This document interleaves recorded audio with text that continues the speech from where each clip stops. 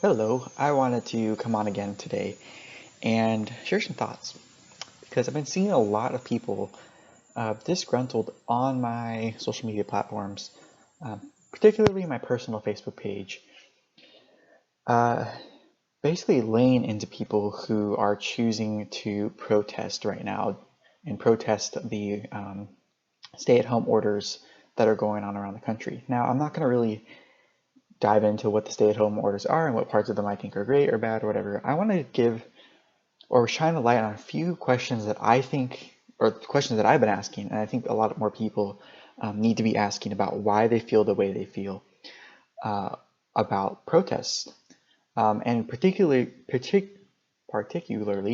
from people that I would assume would actually be on the side of protesting, meaning from what I see on their Facebook pages or from their things, that they are more left-leaning people that would be considered, and I'm kind of generalizing here, but just to kind of, for argument's sake, that are more on the left-leaning women's rights side of things, where they would want to march for women's rights or march for reproductive rights or whatever it is, and who are more in line with pro-life or pro I get to choose what I do with my own body type of thinking.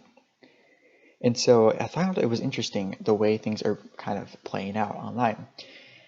And the real question I think people need to be asking in this situation is, why was it okay, not really 2 months ago, maybe a little more than 2 months ago, to gather in groups, to go to concerts, go to bars, restaurants, clubs, go to work, gather in mass in public parks, public transit, uh, beaches, whatever you want to call it.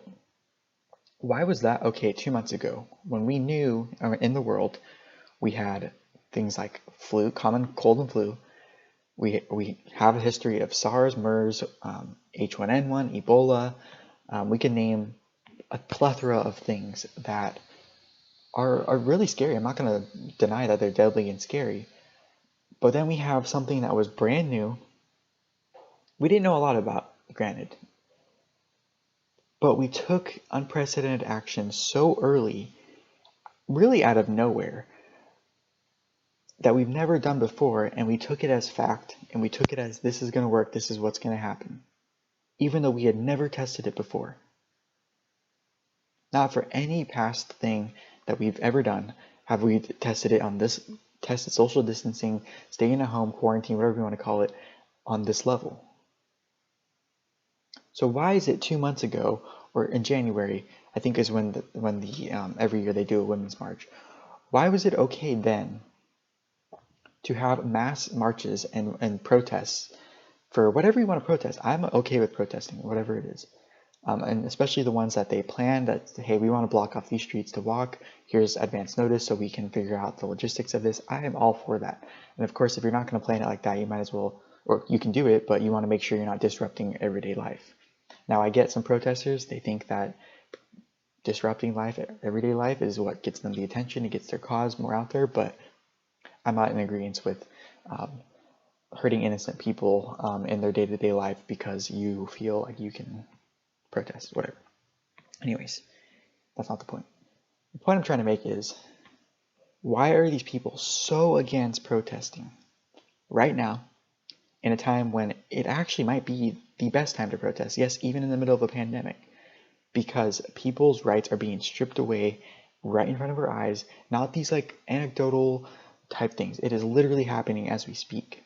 And that affects everybody. These protesters are protesting not only to protect their choice and their freedom of choice with their lives, but also the people, yours, the people who are against potentially what they are doing. That is what they are protesting. Now, I can argue that I don't agree with that they're not following social distancing, because I actually agree with social distancing, and I think it's something we can do throughout our entire life without disrupting our everyday life, without completely dismantling our entire economy and our entire country.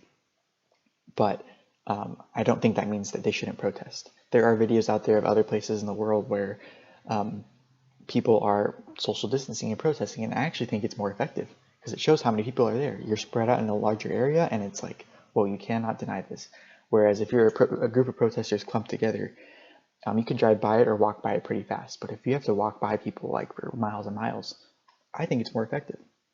So that could be a good thing. But anyways, I see people saying, well, if you're going to protest, and this is another thing I think is very dangerous to say, and actually is exposing who's doing things for the right reason versus the wrong reason, especially in the healthcare industry.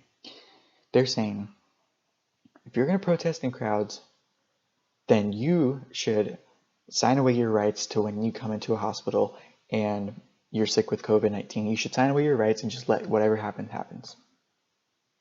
They're also saying, maybe you should work in a hospital as right next to a nurse who doesn't have the personal protective equipment, PPE, necessary to do their job. I saw another person say, maybe you should go help them carry bodies out of the hospital or put them in body bags and do that.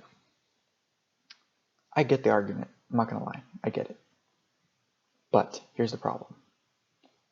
I trust healthcare workers, or I did, to help people, and I thought this was what they were all about, to help people no matter what their background is, no matter what they look like, who they are, what choices they made in their life. I thought healthcare workers, nurses, doctors, emergency room workers, surgeons, whatever you want, any of those people, I thought their whole duty was to help people no matter what. See, the idea that people are peddling this idea that those healthcare workers should deny help to someone because they went and protested and didn't follow guidelines that, by the way, aren't even enforceable under our Constitution in the United States of America. And you can argue with me with that all you want, but there is no but when it comes to civil liberties and individual liberties. And by the way, that comes with risk. We all know the risks that comes with going out, of walking out our door every single day. Even living in our own homes, there is a risk of living there every single day. It's just the way it is. And the idea that people are so heightened on this idea that doing these things that we would normally do anyways are more dangerous now than they were before, to me, it doesn't add up. And so what I was talking about relating to nurses and people, not necessarily nurses saying this, but people online saying that you should give up your rights to get help if you choose to disobey social distancing or you choose to go protest. That is against the entire point. And it kind of nullifies your point, to be honest with you. And I think it puts healthcare workers and nurses in a dangerous position, especially if they're actually the ones peddling these ideas. So the question I want to go back to is, why now is it not okay to protest and not okay for you to seek help and seek assistance if you get sick? But it was 2 months ago when a lot of the same things were happening then. It's something you need to ask. And I know there's going to be people who argue that, well, this is a new virus, it's deadly, blah, blah, blah. Well, it's deadly to go drive in your car every single day. Granted, it's not the same thing as a virus, but it's just as deadly. It's deadly to walk down the street every day. It's deadly to be in the sun a lot. It's deadly to consume chemicals that aren't good for you. It's deadly to do a lot of things, but we choose to do those things. You can choose to educate yourself on how these things work, how viruses spread, all this stuff. And that's why the guidelines from the CDC and from our government, even though I have my own thoughts on those too, are common sense things. And actual common sense, not common sense of you shouldn't protest because you might get sick. That's not common sense. You should protest because it's your right to protest. And whatever happens to you as a result of that was your choice and you knew the risks going into it. I'm talking about common sense is wash your hands, try not to touch your face. If you feel like you or if you work in contact with a lot of people that come in and out and you see every single day, maybe it's good for you to wear a mask. So that not only you're not spreading it to them, but maybe it could prevent from kind of hitting you in the face directly. So I just wanted to come on here and share those thoughts because I feel like they're things that people in the heat of the moment and their emotions attached to this, which I think are justified, they forget that there's a whole other side of the argument and some things that they should be asking themselves to really understand their argument before making a fool of themselves. And I'm really trying to be an example of that by sharing these videos and giving a more well-rounded, or another side of the argument, some light, and kind of showing the dangers of what is actually happening. So I think I'm going to wrap up there. I don't think I have anything I wanted to say. I think I got my point across pretty clearly. But if I think of anything else, I'll do a part 2 maybe. So there's that. So I want to thank you so much for taking the time to listen. I hope that I shed a light on a few things maybe you hadn't thought of, and if you have thought of them, hopefully I make you feel less alone if you are encountering what I'm encountering on social media right now, which is just a flood of people hating on protesters without really explaining the full picture of things going on. So I will see you in the next one. Thank you so much for stopping by. Let me know what you think. And if you like what you're seeing on here, hit subscribe so you kind of get notified when I'm posting, because I'm going to post quite a bit, and I like to keep them like within 10 minutes. That way it's not like I'm on here for a million hours right now, at least. So thank you so much for stopping by, and I will talk to you in the next one. Bye.